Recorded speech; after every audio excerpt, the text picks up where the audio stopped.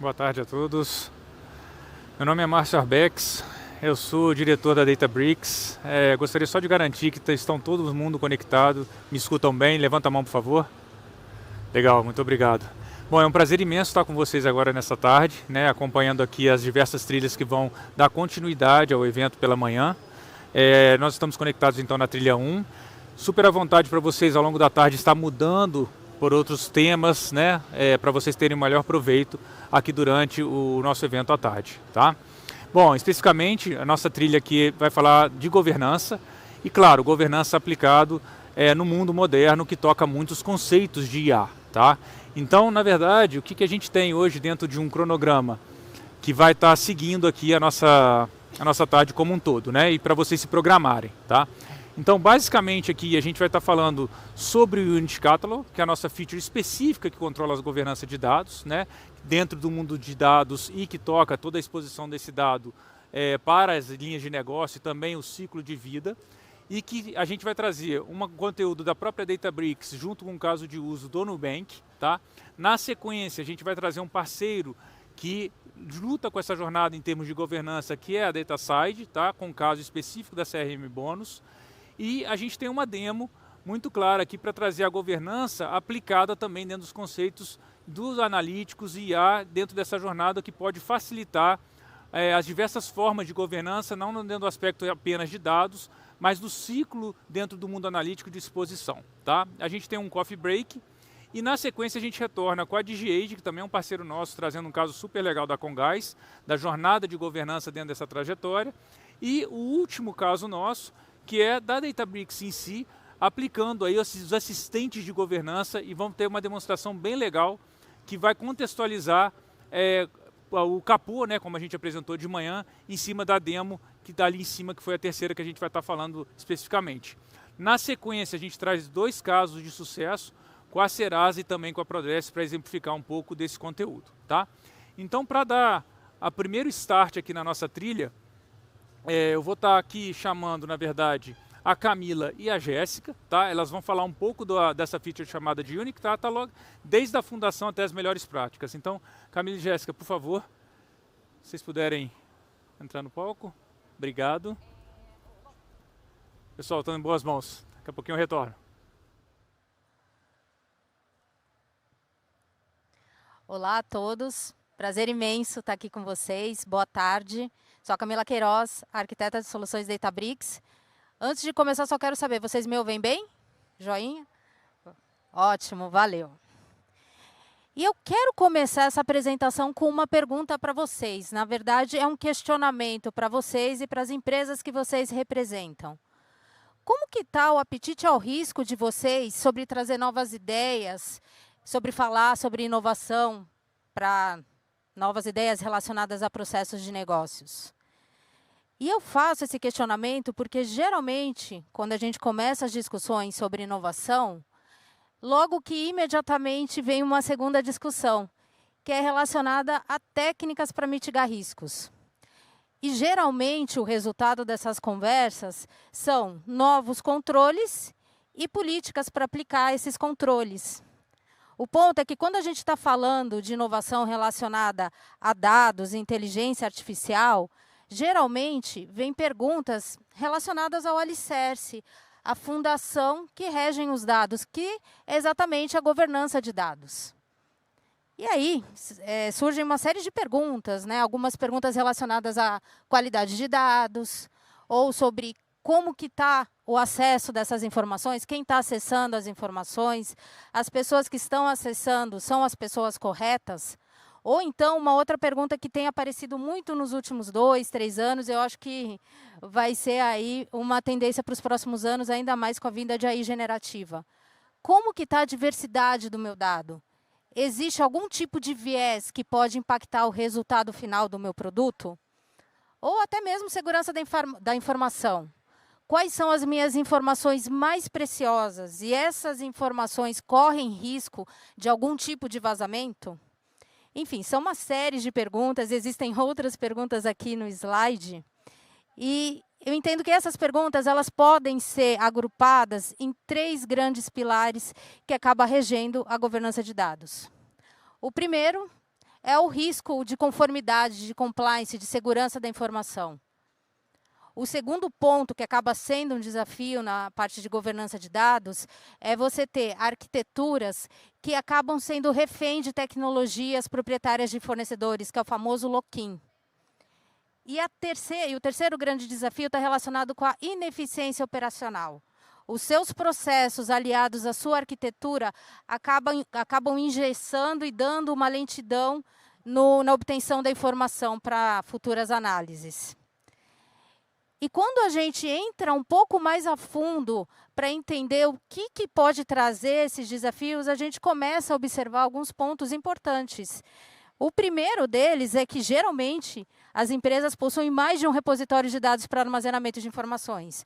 Então, data lakes, data warehouses, ferramentas distintas para catálogo. Ou, outro ponto importante é que, muitas vezes, são utilizados formatos diferentes para gravar os arquivos. E um outro ponto importantíssimo, que quando a gente fala de governança de dados, hoje em dia, a gente não pode mais falar só de informação armazenada em banco de dados e tabelas. Hoje em dia é importante analisar arquivo PDF, imagens, áudios, modelos de machine learning. Tudo isso é necessário governança. E quando a gente avalia as ferramentas de mercado, a gente até encontra algumas que trabalham algumas dessas variáveis, mas não a totalidade. E é justamente esse o diferencial do Unit Catalog, que é a nossa ferramenta para a governança de dados.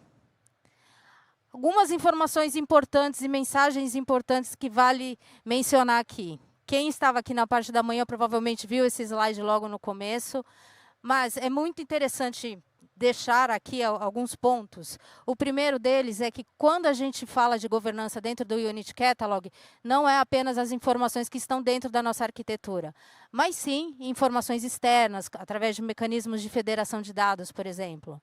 E a gente faz a governança de um todo, de arquivos PDFs, de áudios, imagens, de informações de bancos de dados e tabelas, e não apenas a forma tradicional, como muitas ferramentas de mercado trabalham, que seria atuar nas regras de concessão de acesso e mecanismos de trilha de auditoria.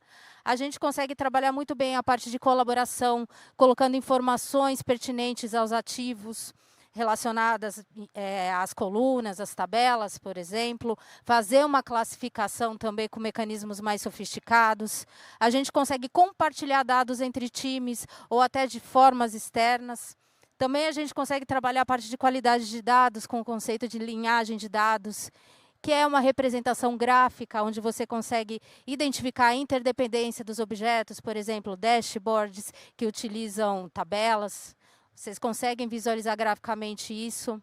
Também tem toda uma parte de monitoramento para avaliar a saúde da sua arquitetura, como que está a usabilidade dos seus ativos, e também a saúde financeira. E um outro ponto importantíssimo está relacionado à semântica de negócio. Agora é possível você construir métricas que vão te ajudar nas análises. Todos esses pontos a Jéssica e todos os meus colegas de trilha vão falar brilhantemente aqui. Então, quando a gente pensa na nossa arquitetura, esses três grandes pilares que são desafios, o Unit Catalog acaba trazendo valor. Tanto na parte de confiabilidade, segurança da informação, você consegue ter uma arquitetura mais flexível e, com isso, você consegue evitar o lock-in. E, por fim, você melhora a sua eficiência operacional, trazendo mais velocidade ao acesso da informação. E o legal é que, desde 2021, quando foi anunciado pela primeira vez o Unit Catalog, a gente teve o prazer de acompanhar a jornada de muitos clientes nas migrações, e agora a gente tem resultados muito interessantes. Eu trouxe aqui 3 exemplos de clientes locais. São clientes que têm artigos públicos e que vocês podem pegar mais detalhes na internet. Primeiro, a Gerdau, que teve uma redução de 30% no custo de processamento de dados. A Horizon também teve robustez na sua produtividade, melhorando toda a parte de gerenciamento de dados sensíveis.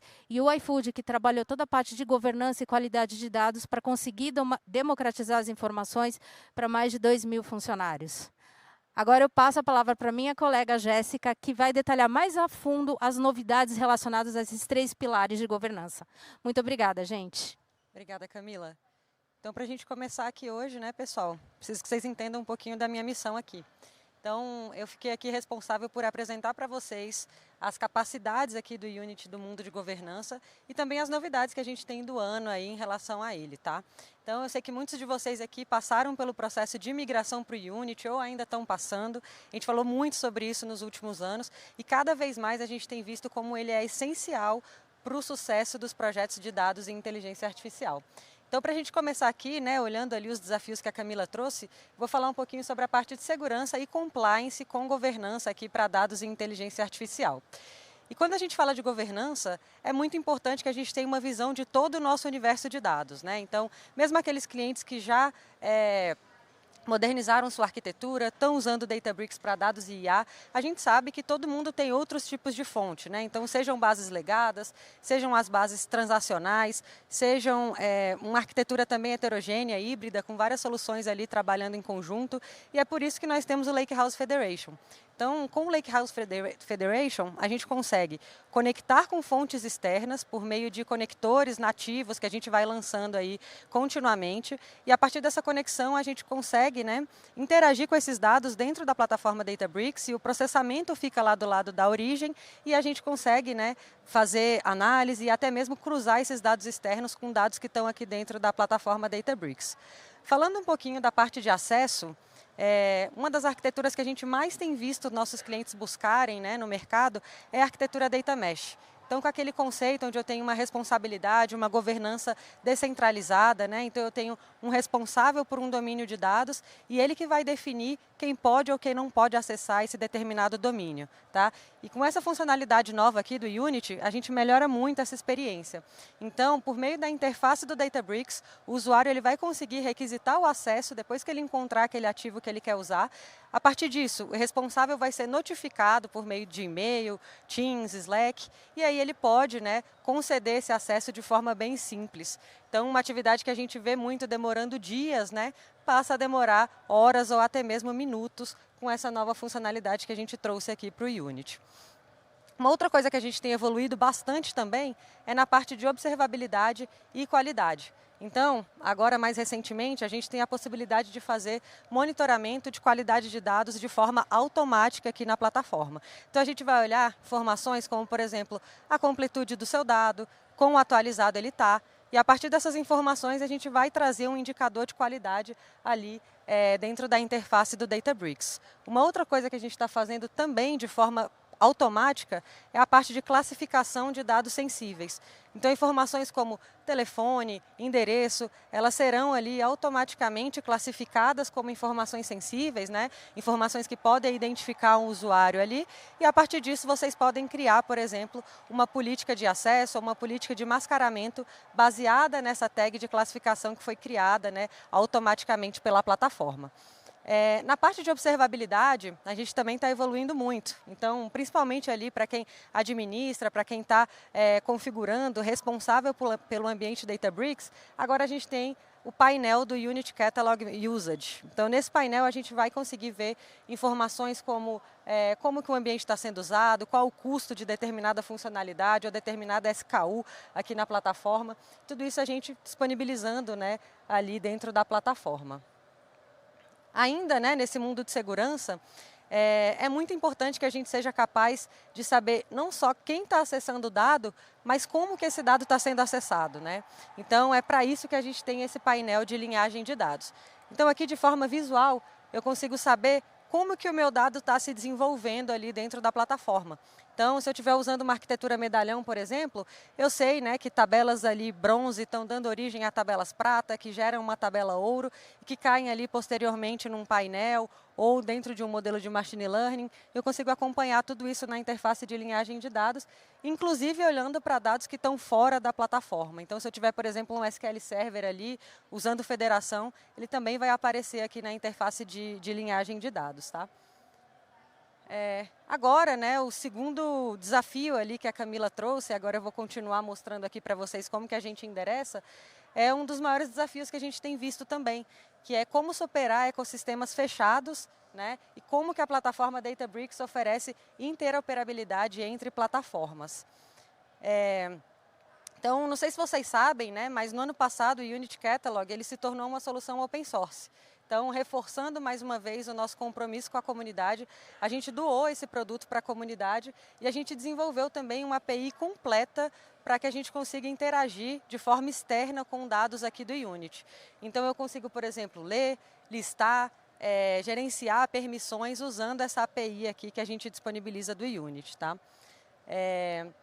Agora, falando um pouco mais de compartilhamento de dados, nós somos a primeira empresa, ainda na pandemia, a desenvolver um protocolo aberto de compartilhamento de dados. Então, usando aqui o Delta Sharing, você consegue compartilhar dados entre provedores de nuvens, regiões diferentes ou até mesmo com soluções externas ali que não são a Databricks. Então, de forma simples, né, eu consigo disponibilizar o meu dado para um consumidor conhecido, então eu defino quem é que vai consumir esse dado e por meio de uma conexão segura e criptografada, esse consumidor consegue acessar a minha interface de storage e todo o processamento que ele executar vai acontecer do lado dele, dentro do ambiente dele. Então, isso é um divisor de águas, né, no mundo de compartilhamento de dados.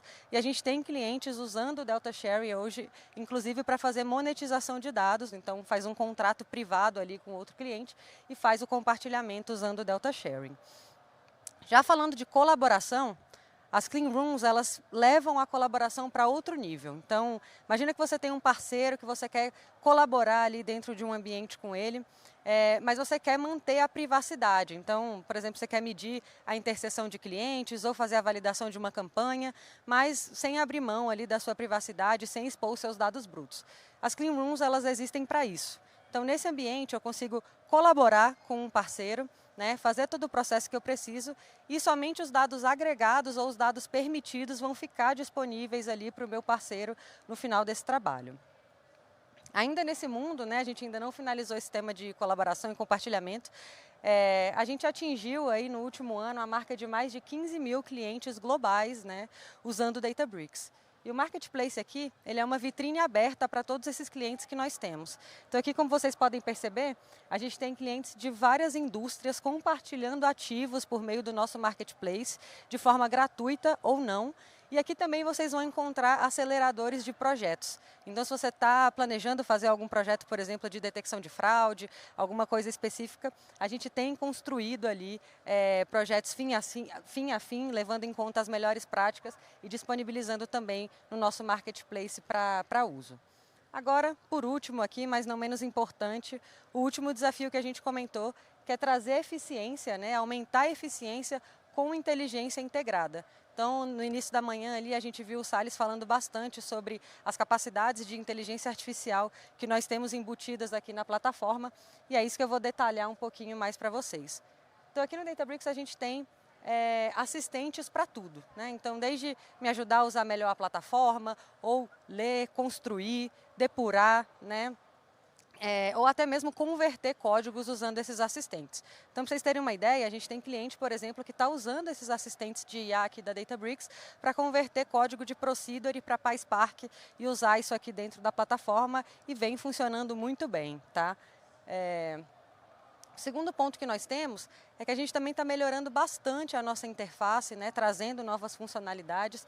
E uma delas, né, recentes que a gente tem é a construção do Discover, né, ou a interface ali de descoberta de dados dentro da plataforma. Então eu falei um pouquinho sobre o Marketplace, que seria como levar os seus dados para fonte, para lugares externos, né, para empresas externas aqui que usam Databricks. O Discover, ele seria uma espécie de Marketplace interno, né? Então aqui você consegue definir ativos que vão ficar aparecendo aqui dentro dessa interface de Discover como um ponto de partida. Então, se você tiver um usuário novo que vai começar agora a trabalhar com Databricks, ele já vai encontrar painéis, tabelas, modelos, né, que já foram definidos ali como importantes, né, como definidos para aparecer nessa interface. E aqui também a gente, por meio de inteligência artificial, vai trazer informações para esse painel, né, para esse menu, por meio de análises que a gente faz. Então, quais são as tabelas mais acessadas, painéis mais acessados. Então, aqui se torna um facilitador ali para quem vai começar a trabalhar com a plataforma. Eu, particularmente, essa é uma das minhas funcionalidades novas aí preferidas, tá? E aqui o que a gente está fazendo, né? Durante muito tempo, informações de semântica de negócio, né? Ou seja, o que é um ticket médio, o que é um cliente ativo, o que é receita, né? Isso ficava na mão ali da equipe de Business Intelligence, da equipe de BI, do pessoal que criava os painéis nas instituições. E agora a gente trouxe a capacidade de você definir essas regras a nível de Unit Catalog e usar essas métricas ao longo de toda a sua jornada de dados, né? Dentro de todo o ciclo de vida dos dados. Então você define essas métricas aqui no Unity e elas são reaproveitadas, né? Dentro de painéis, de queries, notebooks ou até mesmo dentro de uma sala ali conversacional do Gini. Para a gente finalizar, né, a gente tem ali uma série de tabelas de sistema que trazem informações de tudo que é feito na plataforma. E aqui a gente está mostrando um pouco, né, como disponibilizar essas informações dentro de uma sala Gini, para, por exemplo, se você tem um diretor, um gerente que não tem conhecimento de tecnologia, mas quer saber como que está sendo usado o Databricks, o que está custando mais, o que está custando menos, ele consegue, usando linguagem natural, interagir com esses dados aqui numa sala do Gini e buscar todas as informações necessárias.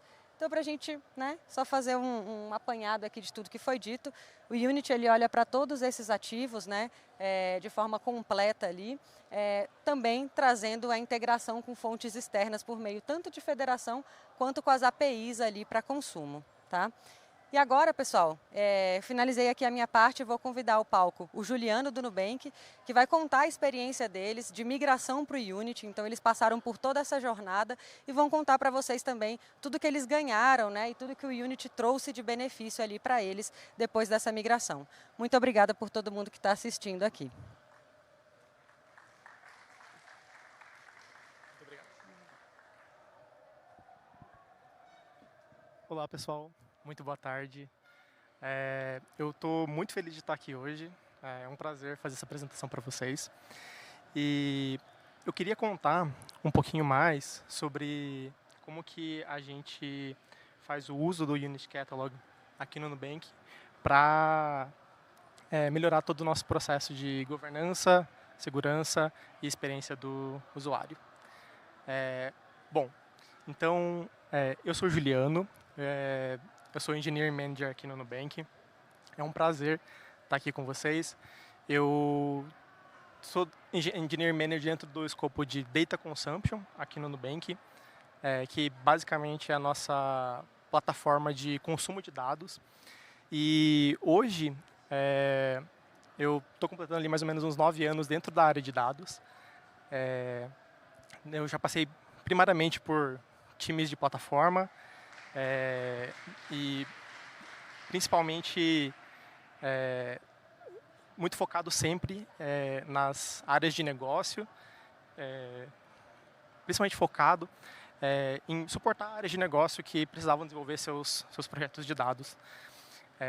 Então, hoje eu queria falar um pouquinho para vocês sobre como que aqui dentro do Nubank a gente usa o Unity Catalog.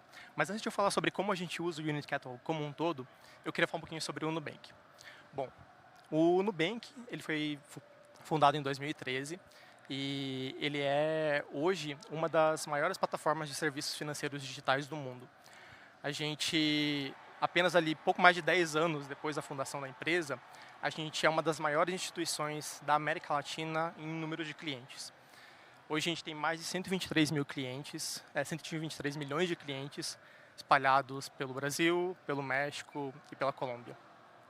E algo muito importante quando a gente fala do Nubank é que o Nubank ele luta contra a complexidade, contra a burocracia. A gente faz isso provendo produtos e serviços que são transparentes para os usuários e que, de fato, facilitam toda a gestão da vida financeira de cada um dos nossos clientes, que é essa atividade tão importante, tão relevante no dia a dia de cada pessoa. E aí vocês devem estar se perguntando, né, como que o Nubank faz isso? Como que a gente provê produtos e experiências que são transparentes, que são boas para os nossos clientes? E a forma com que a gente faz isso é usando dados. Bom, como vocês devem imaginar, para a gente poder prover esse tipo de experiência transparente, com pouca burocracia, e passar de fato credibilidade e uma boa experiência para os nossos clientes, A única forma de a gente fazer isso é usando dados no nosso core. É a gente ter, de fato, ali um dia a dia data-driven. Nesse contexto, para, de fato, prover essas experiências, a gente tem um processo muito importante, que é o processo de exploração de dados. Quando fala de exploração de dados, a gente está falando de explorar, de analisar, de relatar informação para poder fazer uma tomada de decisão. E é aí que entra o Databricks. Então, o Databricks hoje, aqui dentro do Nubank, ele é a principal plataforma que a gente usa para fazer a exploração de dados. A gente tem o Databricks como plataforma, como um dos componentes da nossa plataforma de dados no Nubank desde 2016. E hoje, fazendo parte desse processo de exploração de dados, e de fato desenvolvendo análise, relatando informação, a gente tem uma série de perfis diferentes de usuários. Então, a gente tem desde perfis um pouco mais clássicos, no mundo de dados, como cientistas, como analistas, mas a gente tem também product managers, você tem analistas financeiros, você tem pessoas de operação. E só para vocês terem uma ideia, né, uma noção do que a gente está falando quando a gente fala desse processo de exploração de dados, hoje a gente tem mais de 4.500 usuários ativos por mês dentro do Databricks. Todos esses 4.500 usuários ativos, eles geram mais de 120 mil tabelas criadas nos nossos catálogos mensalmente. Para criar todas essas tabelas, para desenvolver todos esses assets, a gente passa por mais de 25 mil notebooks também criados. Tudo isso é processado em mais de 2.300 all-purpose clusters, e a gente tem mais de 2.500 jobs que totalizam mais de 50 mil execuções por mês. Bom, e é aí que entra o Unit Catalog. Bom, a gente, nos últimos anos, veio analisando nossa plataforma, olhando para tudo que a gente tinha disponível, quais eram os pontos fracos, pontos positivos, e a gente viu que a gente tinha uma série de desafios de governança, mas também uma série de oportunidades. Então, nesse processo, a gente percebeu, de avaliação, né, da nossa plataforma, a gente percebeu que a gente estava usando primariamente o Hive Metastore como um sistema ali de metadados e de gestão do nosso catálogo, mas a gente tinha uma série de dificuldades com o Hive, porque apesar do Hive ele ser uma ferramenta que existe há muito tempo e que serviu para a gente e para a indústria como um todo o seu propósito muito bem, a gente tinha algumas limitações muito fundamentais. Então, a gente não conseguia fazer nenhum tipo de controle de acesso robusto, muito porque nativamente o Hive ele não tem nenhuma funcionalidade de controle de acesso. Isso quase sempre demandava que todo acesso um pouco mais customizado de dados ele precisasse ser a nível de storage, o que demandava muito mais esforço e muito mais complexidade dentro da nossa plataforma. Junto a isso, esse acesso a nível de storage ele sempre vinha vinculado ao uso de single user clusters, o que basicamente gerava em cada use case um pouco mais customizado, um pouco diferente do normal, mais custo, mais operação e ia tornando a plataforma aos poucos um pouco mais complexas. Então, somado a isso, o uso de single user clusters, que era a nossa boa alternativa para contornar esses problemas de gestão de controle de acesso que o Hive não provia, ele dependia do IAM Pass-Through, que era uma solução que estava sendo deprecada e que a gente, em breve, precisaria mudar. Nesse contexto, entra o Unit Catalog. Então, a gente viu uma oportunidade no Unit Catalog, tanto para resolver esses desafios que a gente estava encontrando com o Hive, mas também uma série de funcionalidades que eram muito interessantes para a gente. Então, além de a gente conseguir ter um controle de acesso mais granular e mais customizado, a gente poderia habilitar outras features que a gente tinha interesse em testar, que a gente tinha interesse em explorar, como o Databricks SQL Serverless, que tinha como uma dependência forte o uso do Unit Catalog. A gente poderia ter vários catálogos segregados com controles de acesso diferentes, com propósitos diferentes também. Isso poderia ser feito de uma maneira muito tranquila, muito fácil. A gente teria acesso a System Tables, que são uma fonte muito poderosa de informação para quem está usando o Unit Catalog e permitiriam a gente acompanhar custo, permitiriam a gente acompanhar lineage, ter os audit logs, entender como a plataforma estava sendo usada. E a cereja do bolo seria o set de APIs que o Unit Catalog tem. Então, a gente poderia fazer a gestão da plataforma de uma forma mais eficiente, tendo um set de APIs onde a gente poderia construir automações e, de fato, operar de uma forma mais eficiente. E a gente decidiu seguir com o Unit Catalog. E eu vou contar um pouquinho para vocês sobre como que a gente chegou lá e por que essa transição foi tão importante e tão relevante para a gente. Para a transição para o Unit Catalog, eu posso dizer assim, com bastante tranquilidade, que é preciso se preparar. Pode parecer meio óbvio, né? Quem não se prepararia para fazer um projeto e fazer uma migração. E realmente depende do contexto em que você está inserido. Depende se você tem muitos assets, depende da complexidade do seu ambiente, depende da quantidade de usuários que você tem e até mesmo do tempo disponível. Mas com o Unit Catalog, algumas coisas dentro do Databricks elas mudam fundamentalmente. Então, a plataforma como um todo, ela acaba se comportando diferente. E acho que dá para separar essas mudanças em duas categorias. Então, as mudanças que impactam os usuários e as mudanças que impactam a plataforma, a parte um pouco mais técnica. Quando a gente fala das mudanças que aconteceram para a User Experience, teve todo um processo de adaptação dos usuários com a plataforma. Principalmente porque o trabalho que eles estavam acostumados a fazer, que era através de notebooks, de jobs, de clusters que eles já conheciam, não necessariamente funcionariam da mesma maneira. Então, às vezes você tinha um comando, você tinha uma função, uma operação, uma biblioteca que você usava, e com o Unit Catalog parava de funcionar. Não funcionava, não tinha o mesmo comportamento que tinha antes. Esse foi um ponto bem importante. Além disso, com o Unit Catalog, os usuários passaram a ter um papel nesse processo de governança. Eles passaram a ser também gestores de acesso dos seus próprios assets e dentro do seu próprio escopo. Mas eles também tinham um processo e a responsabilidade de fazer essa gestão do que eles estavam criando, do que eles estavam gerando ali dentro da plataforma. Os clusters e os notebooks, eles funcionam diferente. Então, os usuários eles vão precisar se adaptar, eles vão precisar entender o que é possível, o que não é, enfim, quais são as implicações no dia a dia. E um outro ponto muito importante é que usuários que estão bastante acostumados a utilizar blob storage, os buckets, né, referenciam paths em seus notebooks, em seus jobs, com o Unit Catalog a gente tem uma nova interface de storage, que são os volumes. Então, todas essas referências, esse uso de storage, ele vai mudar e é algo que os usuários precisam se adaptar no final também. Em termos de mudanças técnicas, em algum nível, como eu comentei, a plataforma como um todo ela se comporta diferente. Ela funciona de uma maneira que é mais integrada, óbvio, mas tem ali seus pontos de atenção. Acho que a principal que eu gostaria de ressaltar é que o Spark Connect ele se torna o principal protocolo de comunicação entre o cliente e o servidor. Então, diferente da versão standalone do Spark, onde você tem operações, um comando que é submetido para o driver e é posteriormente propagado pelo driver para os workers, para ser processado, agora você tem essa camada intermediária de governança, que é o Spark Connect. E como o Spark Connect ele aplica essa camada de governança, então tem uma série de operações, de funções, de métodos que você usa dentro do próprio Spark que não necessariamente vão funcionar, que não necessariamente que violam essas premissas de governança que são estabelecidas pelo Spark Connect. Então esse é um ponto super importante para se ficar atento. E, por último, mudança em termos técnicos, a gente teve uma mudança de storage. A gente fazia um uso massivo de Managed Tables, e quando você tem Managed Tables fora do Unit Catalog, você está passando para o Unit Catalog, muito provavelmente você vai precisar fazer uma migração de storage também.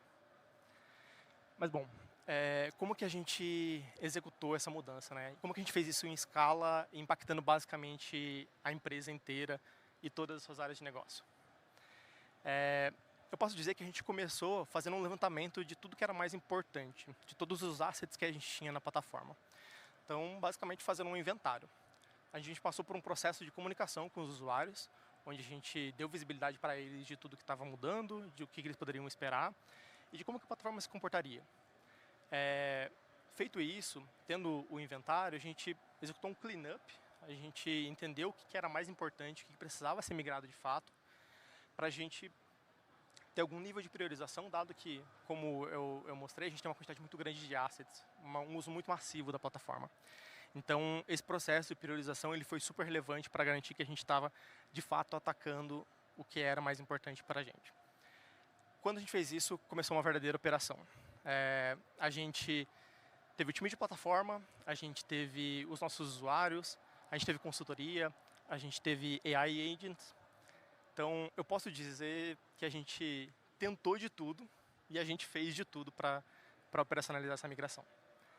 A gente centralizou no time de plataforma jobs, workflows, a configuração dos catálogos e dos clusters, junto com os notebooks que a gente considerava que eram mais importantes. Isso porque eles eram os assets mais essenciais dentro da plataforma e a gente queria garantir que essa migração desses assets ia acontecer da forma mais transparente e mais tranquila possível. Então, a gente fez todo esse processo de migrar junto com o time de plataforma, enquanto os usuários, por outro lado, eles acabaram ficando responsáveis pelos assets de média e de baixa prioridade. Assim, com uma documentação bastante robusta que a gente implementou, eles foram capazes de forma bastante autônoma, pegar os seus assets e migrar de acordo com a sua necessidade. Esse processo foi bastante importante porque a gente conseguiu ganhar capilaridade para a migração.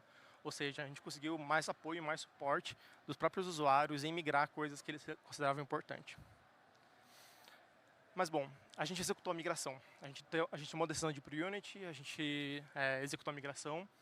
E, no final, a gente teve uma série de aprendizados que foram derivados de muitos desafios.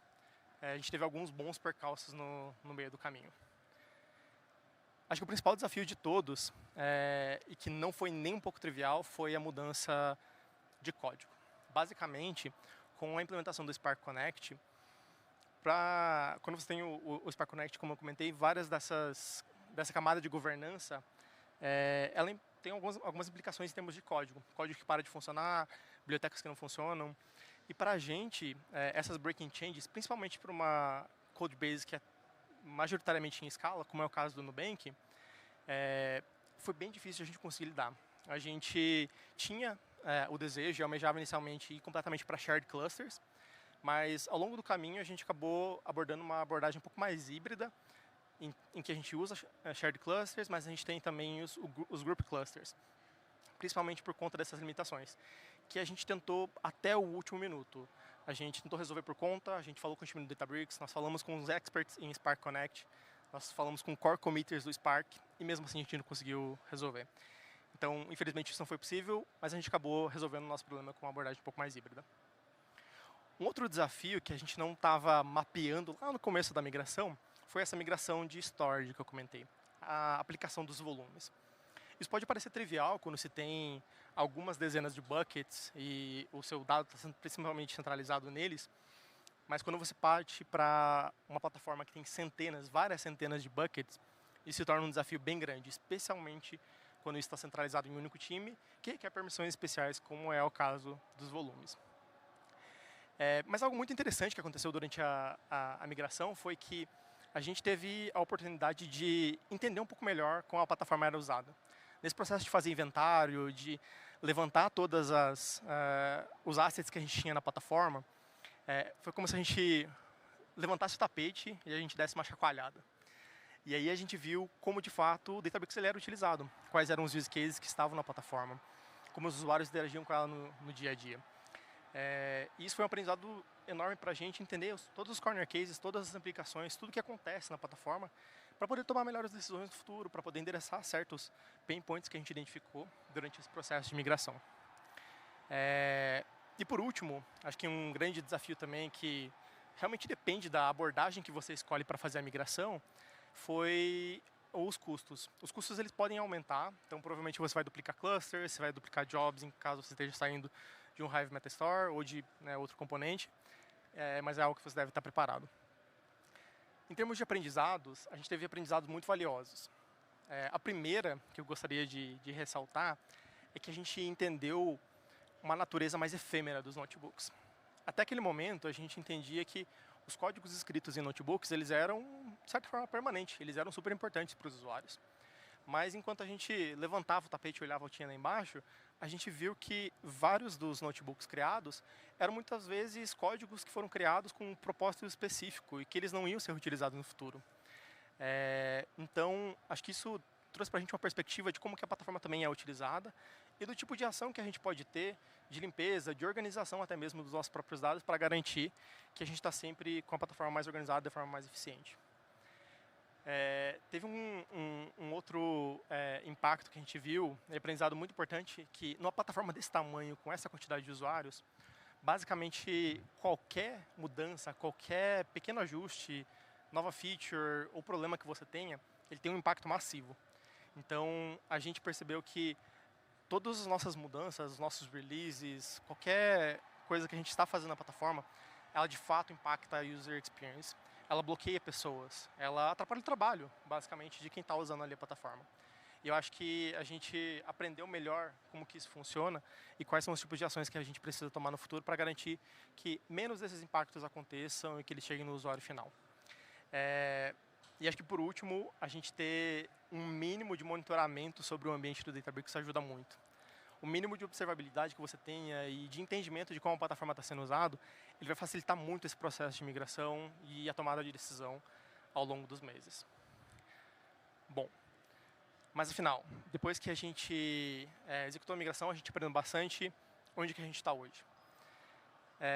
Eu posso dizer que hoje, vários meses depois, a gente está num lugar muito melhor do que a gente estava anteriormente. E a gente avançou fundamentalmente em 3 pilares diferentes. O pilar de governança, o pilar de segurança e o pilar de experiência do usuário. Em termos de governança, agora a gente tem basicamente todos os nossos recursos permissionados. Então a gente tem o mesmo nível de permissão para todos os usuários, seja em notebook, seja em all-purpose clusters, jobs, ou no próprio Databricks SQL. A gente tem no mínimo um permissionamento a nível de grupo, ou seja, todo usuário ele faz parte de um grupo que tem o seu set de permissões. A gente também tem um processo muito mais robusto de governança usando Assistant Tables. Então a gente pode fazer acompanhamento de lineage, a gente tem acompanhamento muito mais robusto de custo, que sempre foi um desafio dentro da plataforma, e a gente pode evoluir ainda mais todo esse aspecto de governança utilizando dados, o que para a gente é super relevante. Em termos de segurança, a gente conseguiu aplicar e endereçar todos os requisitos das instituições regulatórias que a gente tinha. Além disso, a gente conseguiu atender a todos os padrões da indústria em termos de segurança e controle de acesso de dados sensíveis. No quesito experiência do usuário, como eu comentei, agora tanto em notebooks quanto Databricks SQL Clusters, Jobs, ou qualquer que seja a funcionalidade que a gente esteja habilitando dentro da plataforma, a gente tem uma visão muito mais coerente. Então, o usuário sabe que o acesso dele é propagado para todos os componentes que a gente tem na plataforma. É muito mais simples, é muito mais didático entender o que você tem acesso, o que você não tem, e você poder compartilhar essa visão entre componentes diferentes, entre features diferentes da plataforma. Acho que esse foi realmente um game changer para a gente, e junto com isso veio toda a autonomia que os usuários têm dentro do seu determinado contexto, dentro do seu escopo, poder também ser responsável pela sua governança, poder compartilhar seus assets, poder gerenciar ali o que eles estão criando dentro da plataforma. No futuro, agora, uma vez tendo o Unit Catalog, eu entendo que é muito mais fácil para a gente habilitar qualquer outra feature e fazer uso de qualquer outra funcionalidade que a gente considere relevante. E está sendo assim, tanto com o Genie, por exemplo, AIBI, que já foi mencionado aqui no evento em alguns outros momentos, mas também com Serverless Clusters. Então, toda feature que a gente quer habilitar, a gente consegue reutilizar dos mesmos controles de governança que a gente definiu, da mesma estrutura que a gente já tem em place, sem a necessidade de repensar todo o nosso processo e ter muito mais trabalho, ter muito mais esforço. Então, acho que isso é um dos grandes aprendizados que a gente teve e do que a gente está levando agora para o futuro. Esse foi um projeto que foi bem difícil, sendo bem transparente. Ele foi bem longo. Do momento da sua concepção até o final da execução, a gente levou pouco mais de 1 ano para fazer tudo isso. Então, 1 ano fazendo uma migração, como você pode imaginar, não é algo muito trivial. Mas eu posso dizer com bastante certeza que valeu muito a pena. Que a gente avançou muito nesses pontos que são tão importantes. E hoje a gente tem um nível de governança, de segurança e de experiência de usuário que a gente não tinha no passado, que os nossos usuários podem desfrutar e a gente também, como empresa, está num lugar muito melhor do que a gente já teve. E eu acho que é isso. Muito obrigado. E agora, de volta para o Márcio. Acabou? Obrigado, Juliano.